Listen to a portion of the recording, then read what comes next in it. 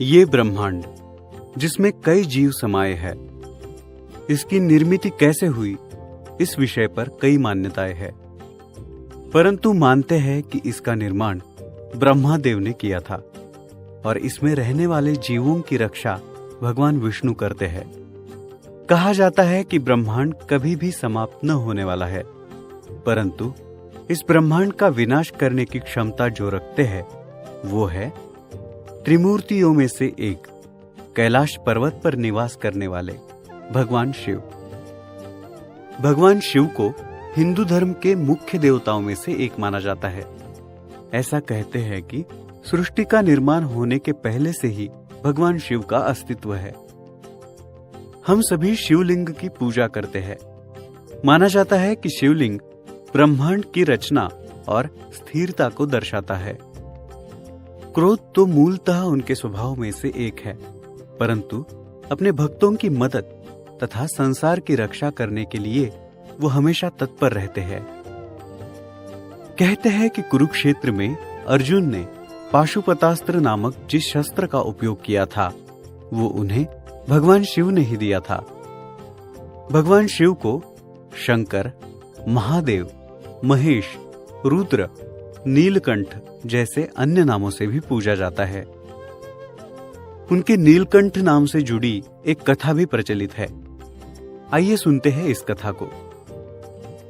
पुरातन काल में जब देवों और असुरों ने अमृत पाने के लिए समुद्र मंथन किया, तब समुद्र में से कई अन्य चीजें भी निकली और उन्हीं चीजों में से निकला हलाहल, जो एक ऐसा विष था जिसका सेवन अगर कोई गलती से भी कर ले तो उसके प्राण बचना नामुमकिन था।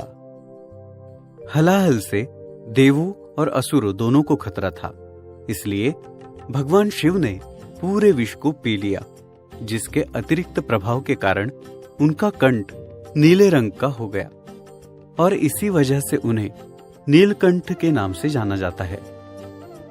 केवल मनुष्य और देवगण ही नहीं, बल्कि रावण जैसे कई दानव भी उनके निस्सीम भक्त थे।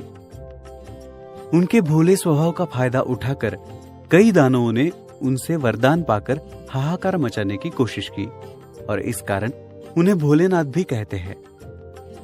शिव पुराण के अनुसार उन्होंने 19 अवतार धारण किए, जो थे पिप्पलाद, नंदी, वीरभद्र, भैरव, अश्वत्थामा, शरभ, गृहपति, दुर्वास, हनुमान, वृषभ, यतिनाथ, कृष्ण दर्शन, भिक्षुवर्य, सुरेश्वर, किरात, सुनट नर्तक, ब्रह्मचारी, यक्षेश्वर और अवधूत।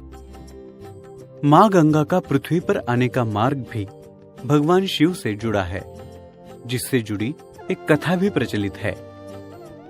एक बार राजा भगीरथ ने मां गंगा की कड़ी तपस्या की और उनसे पृथ्वी पर अवतरित होने की प्रार्थना की, जिससे उनके पूर्वजों को शांति मिल सके। परंतु अगर मां गंगा पृथ्वी पर आती है तो उनके प्रवाह से पृथ्वी पर बाढ़ की परिस्थिति निर्माण हो जाती। इस संकट से पृथ्वी को बचाने के लिए भगवान शिव ने अपने जटाओं में मां गंगा के पानी को समा लिया और उसका प्रवाह नियमित कर उन्हें पृथ्वी पर लाया, जिससे राजा के पूर्वजों की आत्मा को भी शांति मिल गई और पृथ्वी पर रहने वाले जीवों को कोई नुकसान नहीं हुआ। और इसी कारण अगर हम उनकी प्रतिमा देखें तो उनके जटाओं से गंगा बहती दिखती है। ऐसे ही भोलेनाथ हम सभी की रक्षा करे तथा उनके आशीर्वाद सदा हमारे साथ बने रहे।